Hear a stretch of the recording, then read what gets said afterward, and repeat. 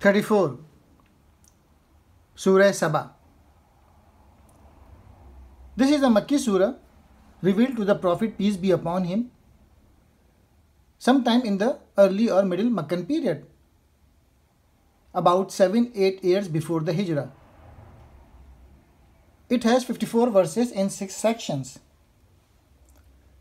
The surah answered some of the objections raised by the non-believers about Tawhid, Risalah and Akhirah. It also speaks about Prophets David and Solomon and the Queen of Sheba to remind people about the consequences of evils as well as righteousness. Introduction to the sections. Number 1. The day of judgment will surely come. Number 2.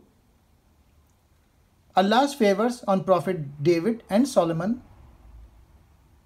Allah's judgment on the people of Saba. Number 3. Shirk will be of no use on the day of judgment. Prophet Muhammad is sent for all people. Number 4. The wrong leaders will leave their followers on the day of judgment. The discussion of their mutual recrimination. Number 5. Material riches do not necessarily bring you closer to Allah. Number 6. The truth will prosper.